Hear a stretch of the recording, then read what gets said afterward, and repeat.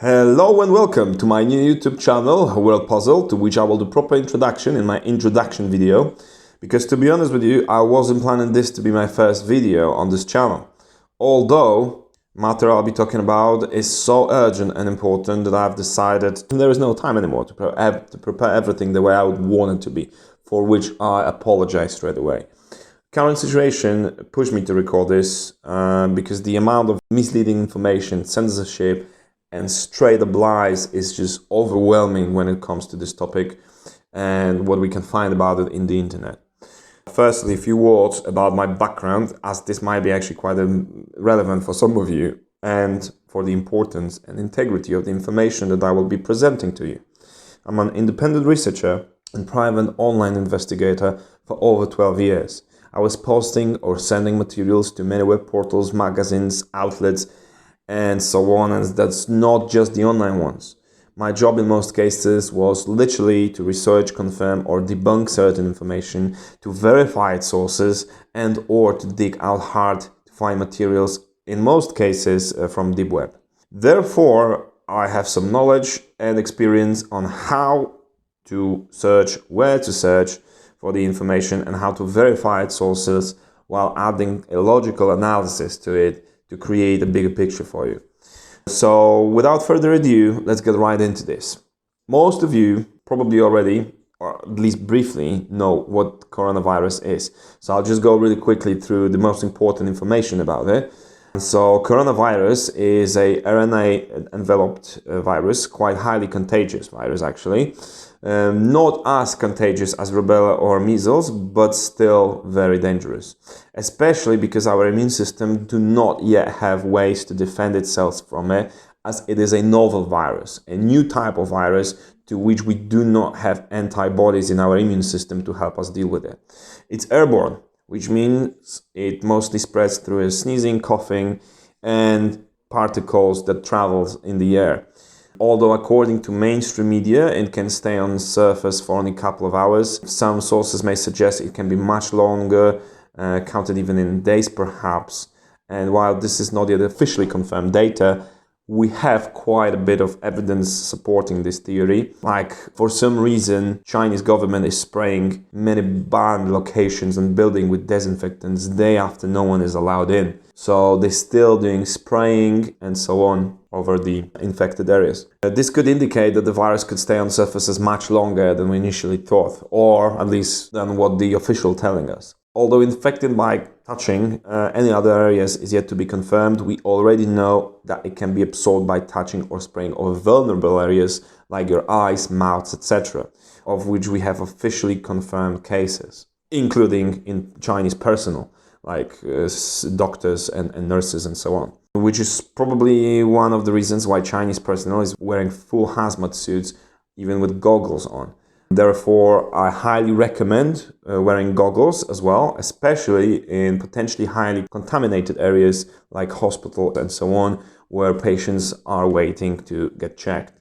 Another thing, there is theories that virus could infect only elderly people, but now we know that virus can affect people of every age. Data being released now, it's not focused on any specific group, although there are some indications that suggest that the amount of infected people in China is not correlating well with the rest of the world, as if that's going into speculation and conspiracy theories, but it's almost as if it was targeting Chinese people mainly, because a lot of cases, even outside of China, are still Chinese people that are being sick and infected.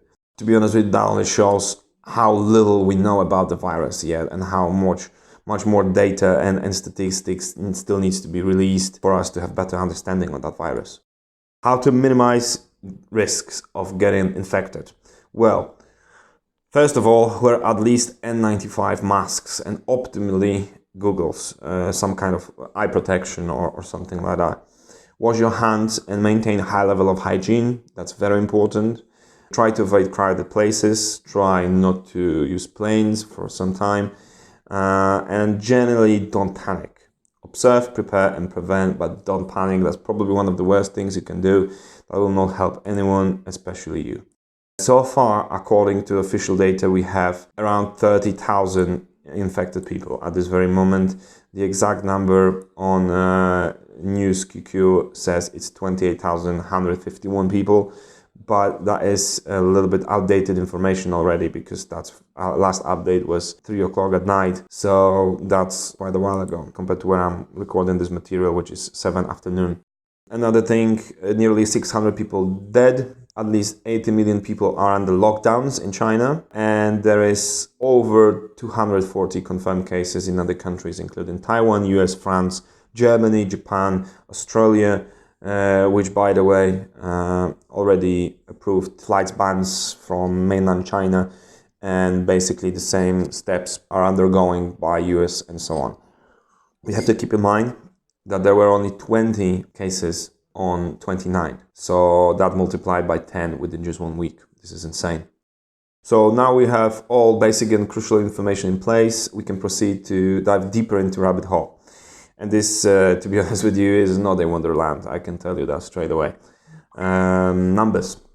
First of all, and that's the biggest elephant in the room, numbers are totally incoherent. They are like, this is madness, simply. Official information that are being released regarding the numbers are undeniably incorrect. Whether authorities are aware of that and do it on purpose, or is it just a matter of incorrectly conducted statistics, these informations are wrong, period. There is no denying that. If you need more evidence that the fact that the information are coming first-hand from the doctors, Chinese doctors, from Chinese social media that, by the way, now are being banned and we have less and less access to them, the censorship is kicking in more and more, then let me give you some examples, if that's not enough for you. Well, first of all, Hankou Funeral Crematorium is operating 24 hours a day, operating at full speed, and has capacity of 30 crematory furnaces. That's just one crematorium that is located in Hankou.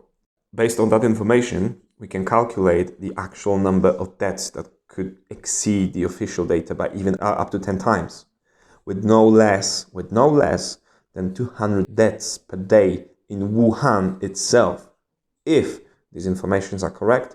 But these are information that we could still normally check. Everyone could check it up until basically end of January. I think that was 3rd of February that I was checking it myself. So basically, we could still find those informations on the websites of the crematoriums and so on. There was still no censorship. There was nothing like, super secretive about those information. Now it is, because, they're losing control, so they getting paranoid. There were many patients' reports all over Chinese social media claiming that they were sent back home without any test nor medical intervention with early or mid symptoms of the disease, such as cough, high fever, and even pneumonia. Chinese hospitals simply ran out of tests and beds. Personnel is heavily under-equipped, under-prepared, so they have no other choice as to than to send people back home, simply to create even more, not to create even more panic and social distress, which is kind of logical step to be taken, but to be honest with you, that's not necessarily helping the case. Another thing, this time even more horrifying reports give us insight on how Chinese government might be operating and dealing with the scale of this issue by manipulating fatalities data in a very, very simple way. Patients who died, even while having all the symptoms like pneumonia, organ failure, etc., without being tested and confirmed positive, are not added to the overall number of fatalities caused by this virus. They are not added to the virus death statistics. They are organ failure, pneumonia, and whatever else, but they are not released along with the data that are confirmed by the tests, which is insane.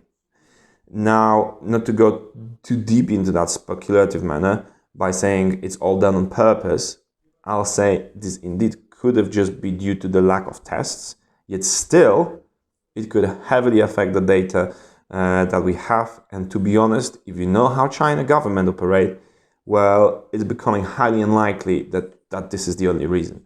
I think there is something more to it, like political gain, or basically trying to stay in control of the situation, or rather pretending that they have any control over the situation. And not to create panic, and so on and so on. Economical reasons, many, many reasons. Another indication that the numbers are incorrect is that medical personnel in Wuhan was officially reporting about 170 dead just inside the city of Wuhan already on 24th of January, just in one hospital in Wuhan. That was all over Chinese social media, the doctors that have their own social nets. It's something like we have WhatsApp here in Europe. All those medias have their equivalents in China, right? And people are posting those information prior to censorship that basically started kicking in on 27th of January, and like by 29th, 30th, there's like almost, it's really, really hard to find any information coming from China from individual people, and that are not obviously and clearly being propaganda. Well, official media were presenting these numbers, say 5 days later. So on 24th of January, with 170 dead inside city of Wuhan, confirmed by the doctors that were working there.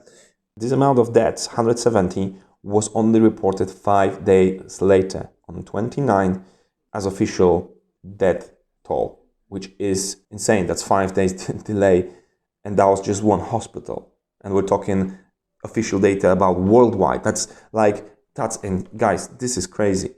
We have to keep in mind that these are unofficial information which are not being confirmed by the government, but at the same time we have to remember that what the stakes are, and understand that the Chinese government, just as pretty much any other government, would hesitate, to say the least, with releasing this kind of sensitive information. CCP obviously tried to deal with the issue first before the information have been even released to the public, for which there's plenty of evidence. Maybe they did it simply not to create panic, yes, but one would have to be really naive just to believe that, as there are other obvious and yet much more grim reasons to it, such as financial, economical, political, and even social, like image. Well, yes, actually good image of the government is especially big deal in China, which have, to say the least, a history of hiding truth from general public and Western media, just as it was in the case of SARS outbreak in 2003. Obviously now it's much better, or rather was, until they completely lost control over it and start censoring stuff. But we'll get into that in a second. Still, big props for Chinese governments for at least trying to cooperate with the rest of the world at first. Not the first. After the first cases were reported outside of China, and then they pretended, okay, let's cooperate. We evolved. We want to be better right now and cooperate with the rest of the world. But that still doesn't necessarily mean that all of a sudden they went from 0 to 100. No. While the Chinese doctors, interns, and reporters claim that the actual numbers were getting higher, China simply cooperated because it needed help in dealing with the issue. And there is no way the Chinese Communist government could or ever would officially admit that it needs help. That will be a political suicide for them. That's why they blame lower instances, regional instances, such as the governors of Wuhan and so on, sending them to prisons or even death sentences in some cases and so on. But it's not Chinese government that would hesitate to do that. So don't hate them so much, to be honest with you. Just look around what's going on right now. Most of the world is doing pretty much nothing about the case compared to the seriousness of this situation. Especially that by the time we had much less information about the virus. Heck, we still don't know much about it. Only 2 days ago, data came out from Germany heavily indicating the virus can be spread also in the post-symptomatic phase. As a German 33-year-old male was diagnosed with the virus, been tested, got better, and 2 days after, he was practically fully healthy. Yet scientists were still finding vast amounts of virus particles in his sputum after a QRT, a PCR assay, which could lead to tremendous complications when it comes to quarantine and might only mean further extensions of its already long period of time. Basically, the amount of particles were much higher, as if the guy was still sick, and they are still making tests whether these particles can infect other people in its post-symptomatic phase. That's something yet to be confirmed, but most likely they are. So someone get healthy, they recover, everything we think, all right, that's it. No, not really. Doesn't necessarily mean that's it.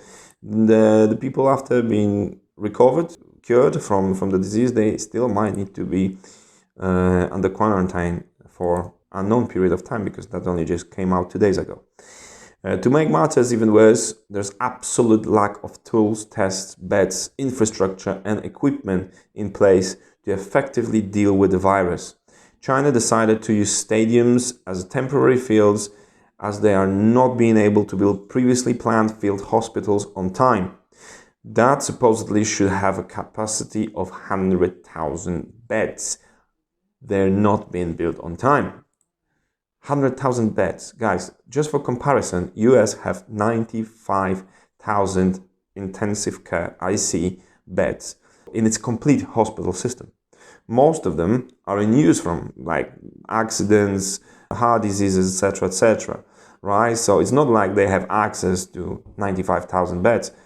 Most of them are in use currently, right? While we need those, because even if death rate is not so high right now, and some patients are recovering from it, it's mainly because patients are being treated for complications and would otherwise die, as the percentage of IC required cases is around wobbling 60%, which is extremely high. So 60% people that are being affected and going through the virus, about 60% of them going to have complications, life-threatening complications like lungs dysfunction, kidney failure, liver failure, and so on. So that's what they're being treated for, pneumonia and so on. So these patients would otherwise die. If we have only 600 deaths and officially, and there is like over 1,000 recovered patients, like, well, 60% of those patients were recovered because they had access to IC beds. Otherwise, they would be dead. So we cannot just look at there is small death rate. These statistics are completely incorrect, and they're basically manipulating the entire spectrum and the way we look at this virus right now. But where we made mistake, why is it so bad right now? Things that not many people talk about. Well, first of all, China knew about the disease already in December. They already had cases, they had confirmed cases. By 31st of December, if I remember correctly, there were seven cases of the virus, but probably that was more.